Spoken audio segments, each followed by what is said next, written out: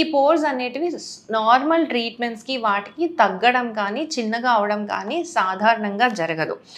And వీటి treatment అనేది ఇంట్లో మీరు చూస్తూ ఉంటారు యూట్యూబ్లో ఈ క్రీమ్స్ ఆ క్రీమ్స్ అప్లై చేయండి అని.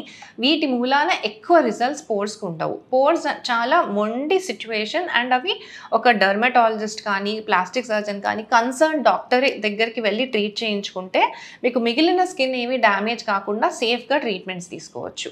క్రీమ్స్ వచ్చేసేసి వీటికి రెటినాల్ బేస్డ్ క్రీమ్స్ అని చిన్న చిన్న పీల్స్ ఇట్లాంటివి చేస్తూ ఉంటే ఏంటంటే రెటినాల్ పీల్స్ ఇలా చేస్తూ ఉంటే ఏంటంటే స్కిన్ కంటిన్యూస్గా రిపేర్ అవుతూ ఉండి ఈ పోర్స్ మనకు చిన్నగా కనిపిస్తాయి, కొంచెం స్కిన్ హెల్తీగా అవుతుంది.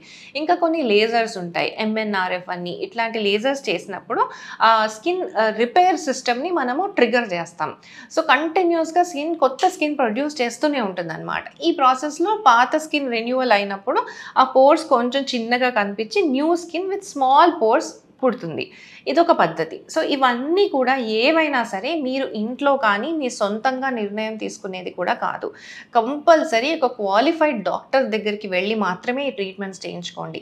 అతిగా ఈ ట్రీట్మెంట్స్ చేయించుకున్నా కానీ అవసరానికి మించి చేయించుకున్నా కానీ మిగిలిన స్కిన్ అంతా డ్యామేజ్ అయ్యి ఓవరాల్గా skin collagen structure of the skin damage అయ్యే ఛాన్సెస్ చాలా ఎక్కువగా ఉంటాయన్నమాట.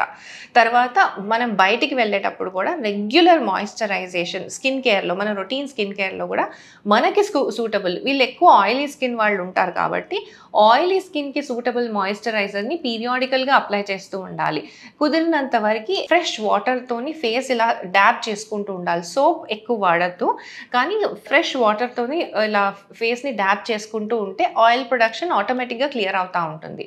మళ్ళీ వాడే ఫేస్ వాష్ కానీ మాయిశ్చరైజర్ కానీ అన్ని ఆయిలీ స్కిన్ డైరెక్టెడ్గా స్పెసిఫిక్గా వాడుకుంటే అవి ఆయిల్ ప్రొడక్షన్ని కంట్రోల్ చేసి పోర్స్ మరీ అతిగా ఎన్లార్జ్ అవ్వకుండా హెల్ప్ చేస్తుంది.